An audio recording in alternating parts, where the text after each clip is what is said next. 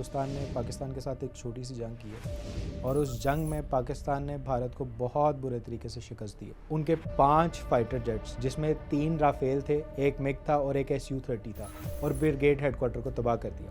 उसी रात में जिस मिशन का नाम इन्होंने मिशन सिंदूर रखा था, वही सिंदूर पाकिस्तानी अफवाज ने, पाकिस्तानी एयरफोर्स ने, पाकिस्तानी नेवी ने वही सिंदूर उठा के भारत की मांग में दोबारा भर दिया। BJP की जो गवर्नमेंट है वो अलायंस गवर्नमेंट है, वो फुल सपोर्ट गवर्नमेंट नहीं है, उनके पास नंबर्स इतने ज़्यादा नहीं है। बिहार में इलेक्शन था, मोदी ने बिहार के इलेक्शन के लिए जाना था।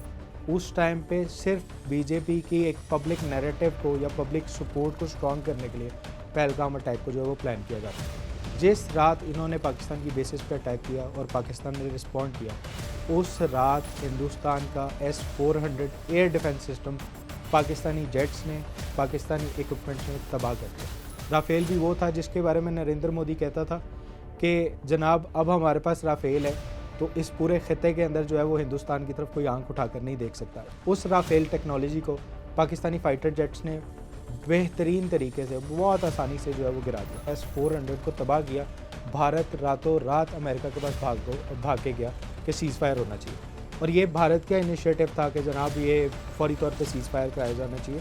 पाकिस्तानी जेट्स जो है वो हमारा एयर डिफेंस सिस्टम भी और हमारे जहाज़ वगैरह हर चीज़ लेके तबाह कर दिया उन्होंने। कोई भी मैली आँख जो बांग्लादेश की तरफ देखेगी, उस आँख को पाकिस्तानी भाई निकाल देंगे। जो हाथ बांग्लादेश के ख़िलाफ़ उठेगा उस हाथ को तोड़ देंगे इंशाअल्लाह। अस्सलाम वालेकुम मेरे बंगाली बहन भाइयों, आज मैं बहुत अरसे बाद आपसे मुखातिब हो रहा हूँ।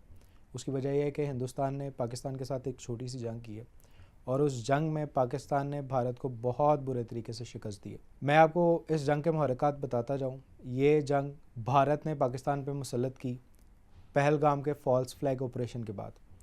मैं आपको ये भी बता देता हूँ कि फ़ॉल्स फ्लैग ऑपरेशन पहलगाम किया क्यों गया। उससे पहले मैं आपको ये अपडेट दे दूँ कि इस फ़ॉल्स फ्लैग ऑपरेशन पहलगाम के रिस्पॉन्स में भारत ने पाकिस्तान के 5 से 6 शहरों के ऊपर मिसाइल फायर किए और पाकिस्तान के बहुत से मसाजिद और सिविलियन और ख़ास तौर पे छोटे छोटे बच्चों को शहीद कर दिया।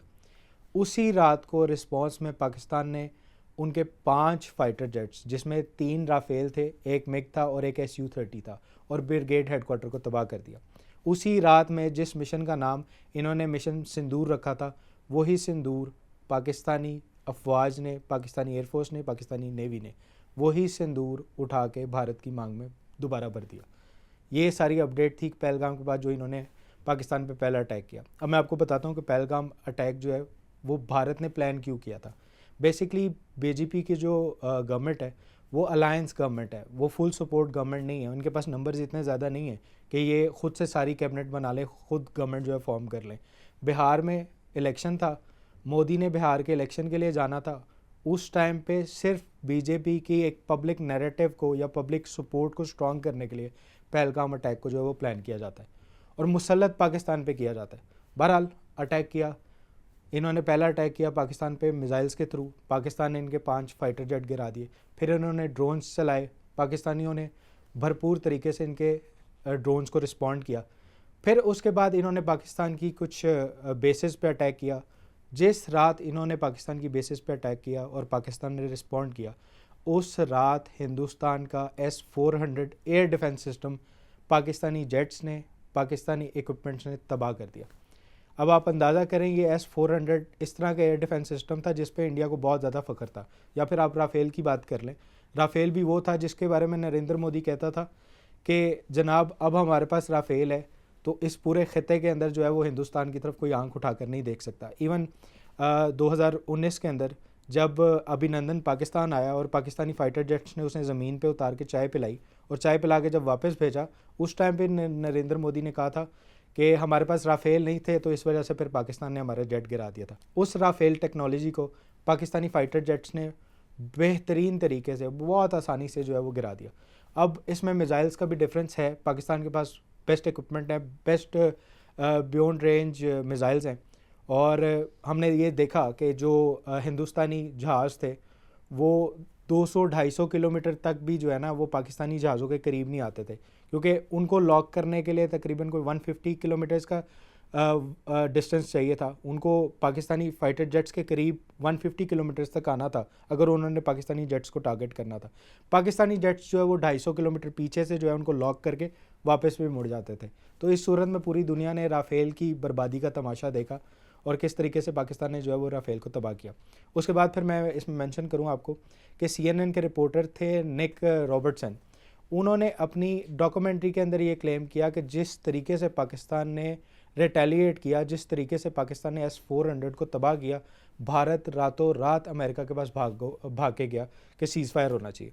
और ये भारत का इनिशिएटिव था कि जनाब ये फौरी तौर पे सीज़ फायर कराया जाना चाहिए। पाकिस्तानी जेट्स जो है वो हमारा एयर डिफेंस सिस्टम भी और हमारे जहाज़ वगैरह हर चीज़ लेके तबाह कर दिया उन्होंने।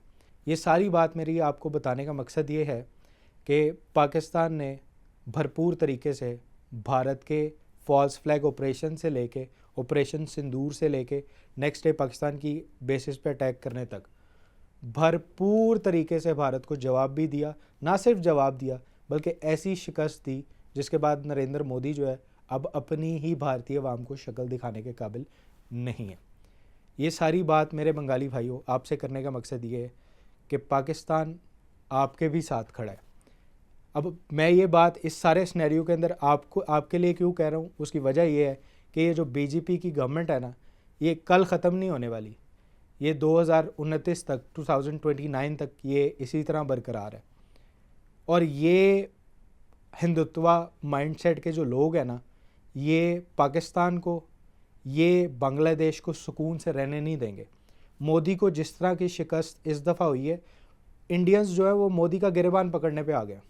इस टाइम पे इंडिया में सूरत हाल ये है, वहाँ पे पॉलिटिकल पार्टीज़ की सूरत हाल ये है कि वो नरेंद्र मोदी का गिरबान पकड़ना चाहते हैं।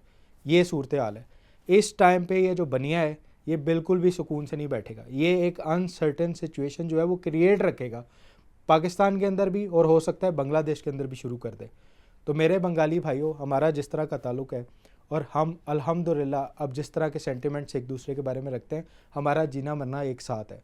इस वजह से अगर किसी किस्म के भी भारत की तरफ से कोई भी एक्टिविटी होती है, ख़ासतौर पे जिस तरह पाकिस्तान का पानी बंद किया गया और मुतअद्दिद बार वो बांग्लादेश का भी पानी बंद कर देते हैं। आप देखते हैं सिलेट में हर साल जो है वो सैलाब इसी वजह से आता है। यही सारी वजूहत हैं जो सारे मामलात होते हैं।